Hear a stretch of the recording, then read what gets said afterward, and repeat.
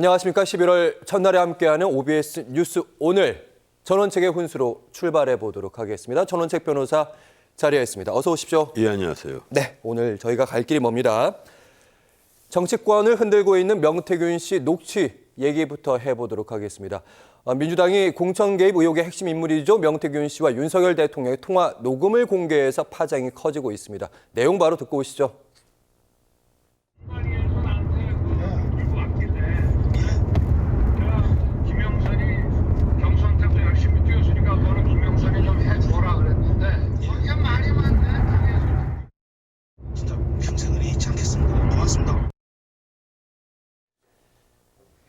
김영선이 해주어라 전국민 특기평가가 다시 한번 시작된 모양새입니다.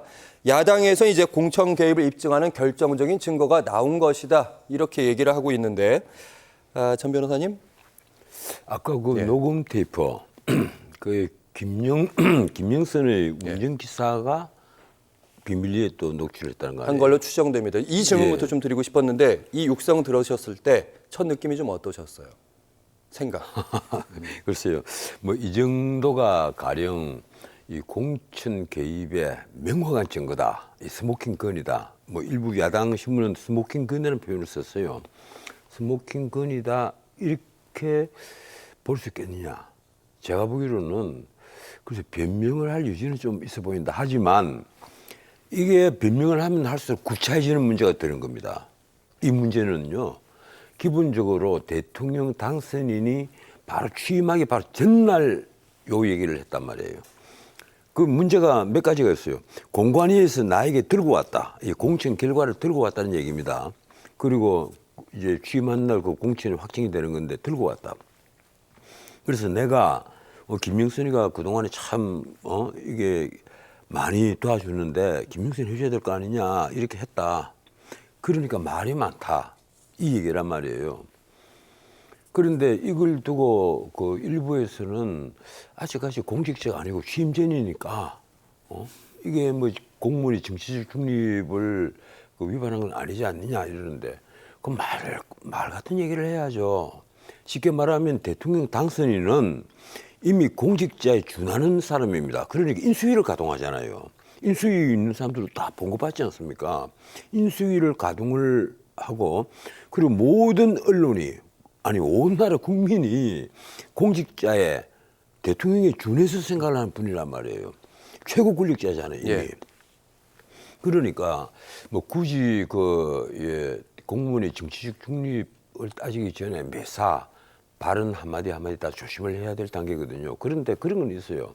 가령 대통령제 국가에서 대통령은 과거 우리나라 정당처럼 당의 총재 뭐 이런 건 아니라도 적어도 1번 당원이란 말이에요. 그래서 가령 공천에 자기 의견을 개진하는 것 그것까지 정치적 중립을 위반했다. 이렇게 볼 수 있을 것인가. 이런 논란은 헌법학자들 사이에서도 많이 있습니다. 그런데 제가 보기에는 그런 걸 떠나서 여기에 주고받은 말의 당사자가 명태균이라는 데 문제가 있는 겁니다.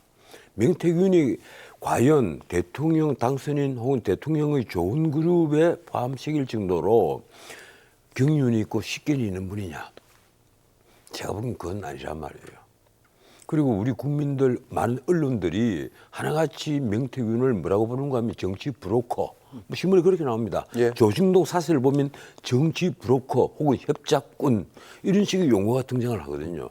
그러면 언론들이 그렇게 보고 있다면 이 명태균을 과연 윤석열 대통령이 명박사 이렇게 해서 가까이 할 수 있는 사람이었느냐. 물론 나중에 이제 그런 얘기를 합니다. 그 이후로는 다시 명태균과 통화도 하지 않았다. 이런 말씀은 해요. 그런데 여전히 김건희 여사는 우리 선생님, 명선생님이라고 부르거든요.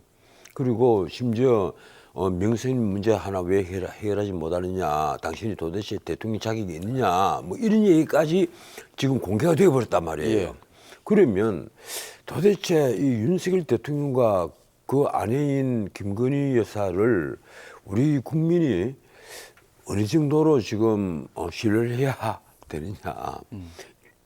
국가의 그 어떤 어젠다에 대해서 최종 결정권자가 대통령입니다. 예. 그리고 그 옆에 가장 가까이 있는 좋은 그룹이 바로 대통령 부인이에요.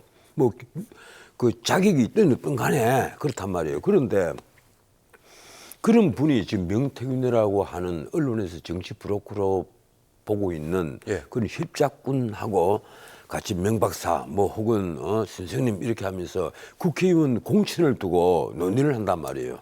그래서 김영선을 공천을 줬다. 이것이 지금 이미 기정사실로 되고 있거든요. 결론적으로는 이제 공천이 예, 됐으니까요. 예, 보궐선거에 공천을 준 건데 그 이제 취임하던 해 6월달에 있었던 보궐선거에 공천을 줬단 말이에요. 예.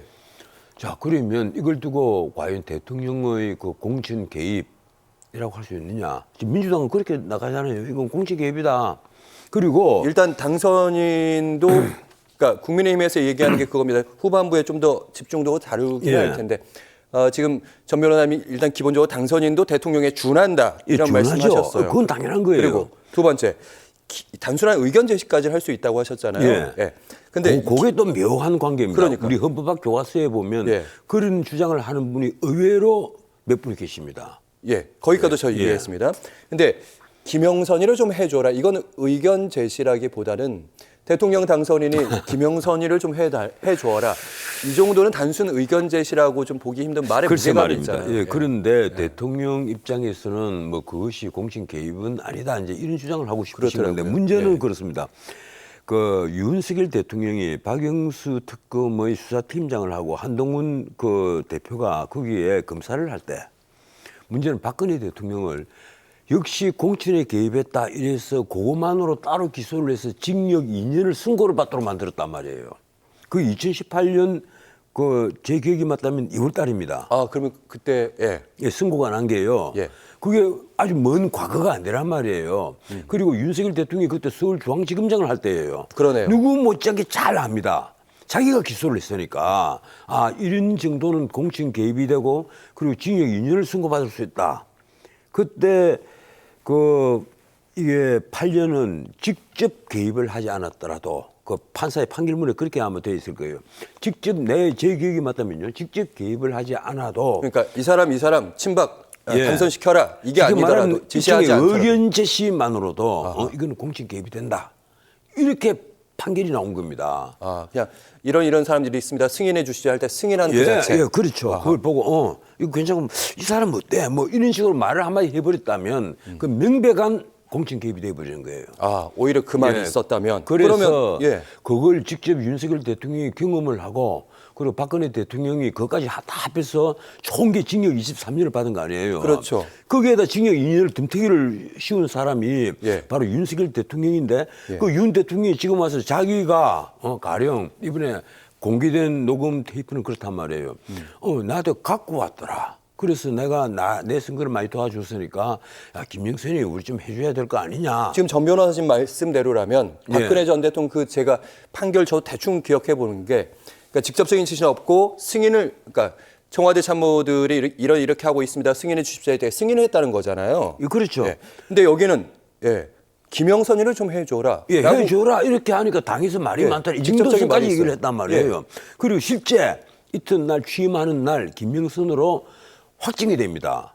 그러니까요. 확정이 된단 말이에요. 되죠. 이러니까 이걸 과연 이 공천 개입이라고 해서 만약 기소를 한다면 앞으로 기소를 한다면 과연 윤석열 대통령이 여기서 자유스러울 수 있을까? 본인이 박근혜 대통령을 징역 2년을 선고를 하도록 기소까지 하고 그 공소 유지를 담당한 사람이 그때 서울중앙지검장인 윤석열입니다. 예. 이러니까 할 말이 없는 거예요. 그래서 검사 지금 윤석열이 이게 자신을 지금 향하고 있다. 제가 지금 드리는 네. 말씀은 이게 야당지 가령 우리 진보 좌파 신문들의 그 논지입니다. 진보 성향의 신문들. 예, 논지가 그렇단 말이에요. 이 과연 전 변호사님 말씀은 아니고요. 지금 해석은 아니 글쎄 누가 보더라도 여기에서 잘 쉽게 벗어나지 못하잖아요. 그 논리에 설득력이 있다. 예, 그래서 이게 사실은 참 그 윤석열 대통령에게는 아주 어려운 딜레마예요. 이거 예. 어떻게 피해 나갈 수 있겠느냐. 문제는 그렇습니다. 이 명태균이가 전 변호사님 예. 잠시만요. 저희가 일단 민주당 등 야당의 반응을 보면서 예. 좀 더 면밀하게 어쨌든 지금까지의 말씀은 대통령실 해명보다 진보적인 성향의 언론들의 반응이 조금 더 납득이 된다 이런 말씀을 들었습니다.